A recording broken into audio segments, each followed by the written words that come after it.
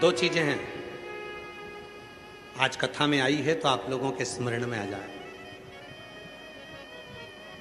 जिसके घर में औलाद नहीं है, संतान नहीं है, जो बहुत बीमारी से ग्रसित है, बहुत बड़ी बड़ी बीमारियां हैं, रोग हैं, तकलीफ है, ये दो व्यक्ति जिसके औलाद नहीं है, कोई बीमारी से ग्रसित है, कोई बहुत बड़ी उलझनों में फंसा हुआ है, ये तीसरा। ऐसे व्यक्ति को जब शिव के मंदिर में जल चढ़ाने जाते हैं तो नंदी के सीधे कान में जल चढ़ाने से पहले अपने मन की बात नमः शिवाय, ओम नमः शिवाय, श्री शिवाय नमस्तुभ्यम कहकर अपने मन की बात नंदी के कान में कहकर फिर शिव जी को जल चढ़ाना चाहिए। और यदि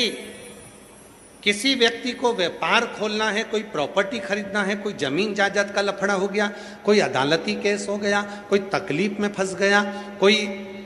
नौकरी नहीं लग रही है, कोई सर्विस नहीं हो रही है, कोई बहुत एग्जाम दे लिया, 1-2 नंबर से दे रहा है, कोई कंपटीशन एग्जाम में नहीं निकल पा रहा है, तो उस व्यक्ति को पहले जल चढ़ाना चाहिए, फिर आकर नंदी के राइट कान में, सीधे कान में ही नंदी के अपने मन की बात कहकर वापिस अपने घर की ओर आ जाना चाहिए। दोनों में अंतर है, दोनों में। जैसे किसी नारी के गर्भाशय में अगर गठान हो जाती है, शरीर में किसी भी स्थान पर गांठ हो गई, कहीं चेस्ट पर गांठ हो गई, छाती में गांठ हो गई, उदर में हो गई, बच्चादानी में गांठ हो गई, या किसी पुरुष के किसी शरीर में गांठ हो गई, तो उसको क्या करना चाहिए? शिव जी के मंदिर में जब वो जाए, शंकर भगवान के मंदिर में जब नंदी के उल्टे कान में, नंदी के लेफ्ट कान में अपने मन की बात कहकर नमः शिवाय, ओम नमः शिवाय, श्री शिवाय नमस्तुभ्यम बोलकर एक दुर्वा शिव जी को चढ़ाकर जल समर्पित कर देना चाहिए। पहले बोलना है, फिर दुर्वा चढ़ाना है, फिर जल चढ़ाना है। आती समय उस दुर्वा को उठाना है, थोड़ा सा जल झेल लेना है, मंदिर के ही दरवाजे के बाहर उस दुर्वा को चबा चबा कर खाकर जल का आचमन कर लेना है। लगभग 1.5 महीने कर कर देखो, उसके बाद जांच कराओ, आपकी गठान गल चुकी होगी, समाप्त हो रही होगी, वो गांठ अपने आप समाप्त।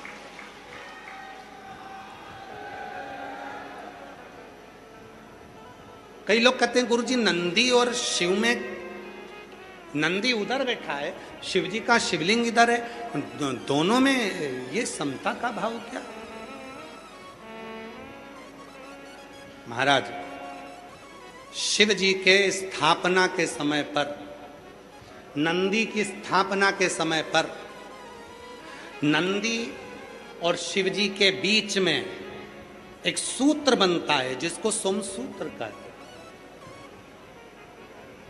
वो पत्थर में दब जाता है, उसको लोग ऊपर से टाइल्स पत्थर लगा देते हैं, एक तार जाता है। वो सूत्र नंदी के जो एक चरण है, आप लोग दर्शन करें ना नंदी का, अरे बोलो तो जम के, नंदी का एक चरण जो ऊपर उठा हुआ होता है,